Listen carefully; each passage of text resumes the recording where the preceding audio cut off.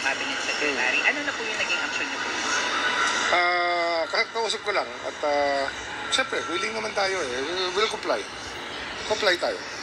Sir, medyo sundot ito, but would you know bakit po bigla tayong Meron yan kasi halfway na eh. We're halfway. There's always a review. That's normal. Normal yan eh.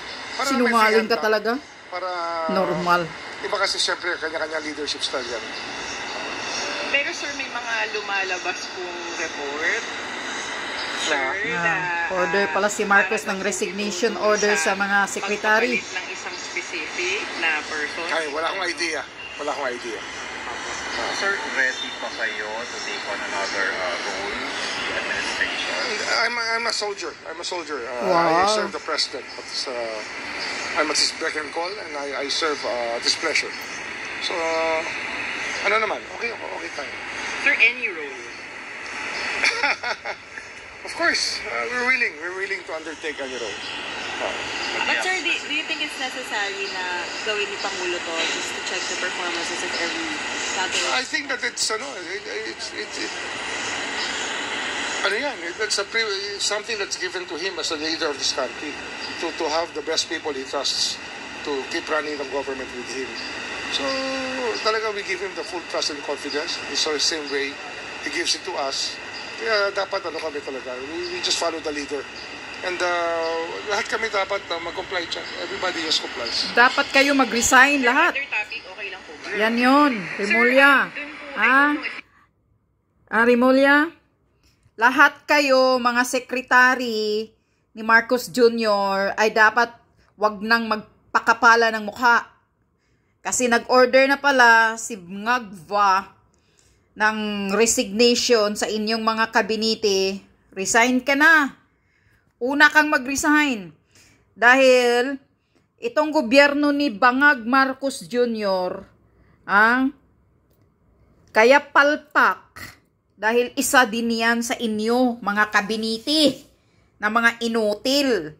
Mga abusado lang yung pinapakita ninyong serbisyo sa taong bayan, pang-aabuso lang sa amin, mga ordinaryong Pilipino. Hindi yan normal. Yung pagtatanggalin kayo, nag-ano na siya ng resignation order sa inyo, mag-resign ka na, Rimulya. Huwag ka ng kapit-tuko, ha? Dahil matagal ka ng palpak. Matagal ka ng binabatikos ng mga taong bayan. Yung mga nawawalang mga sabungero ay hanggang ngayon, anong resulta? Wala. Panay pa rin ang sabi mo. Just now, you're just saying, oh, we are just working on it. Oh, working on it pa din kayo sa mga nawawalang sabungero. Ilang taon na. Hanggang ngayon, wala pang resulta. Kaya ganito, ang bansa natin, tong gobyerno ni Ngagva, Marcos Jr., palpak na palpak dahil din sa inyo. Kayong mga kabinete, nagbibigay din kayo ng kapalpakan. Yan. Puro salita lang yung mga pinagsasabi nyo sa mga para sa,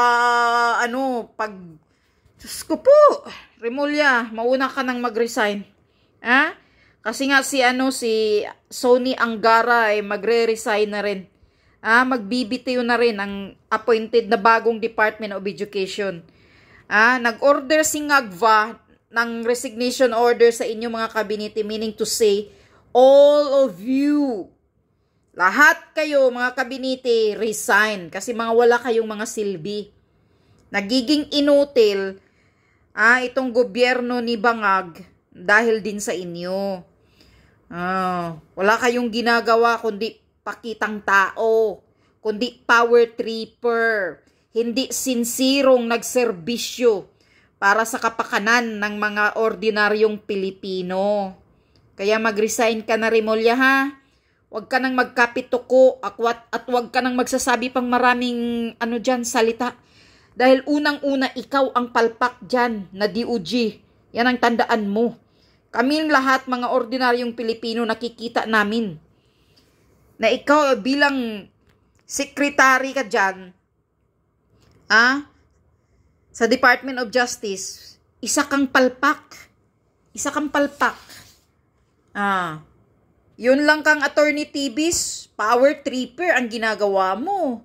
Yung mga preskon mo, naku, binatikos mo pa ang Timor-Leste, kapal ng mukha mo. Kasi daw dinidipinsahan si Arnie Tibis na isa namang Pilipino. Yan mo makikita talaga, Rimulya, na power tripper ka. Hindi mo kilalanin ang batas. Dinidipinsahan nila si Congressman Tibis sa Timor-Leste dahil yun ang batas nila doon. Dahil nililitis nila doon si Congressman Tibis dahil nga ewan ko kung approve na yung asylum niya doon kasi nag-apply daw ng asylum yun doon sa Timor-Leste. Ganun ang batas ng Timor-Leste, respeto mo. Kung kaya mong gawin ang batas ng Pilipinas, labagin ang batas ng Pilipinas, Rimulya, huwag mong gagawin yan sa ibang bansa, okay? Respetuhin mo. Dahil sila doon, ang gobyerno doon sa Timor-Leste, hindi mga abusado, hindi mga power tripper na katulad ninyo na mga abusado na kapag nakaupo na kayo sa posisyon ninyo, akala ninyo kayo na ang hari. Yan umaasta kang ganun Rimulya. Isa kang sekretary sa DOJ, akala mo ikaw na ang masusunod lahat, ikaw na ang hari. Wala kang kwinta. Wala kang kwinta, Rimulya. Alagaan mo na lang yung katawan mo.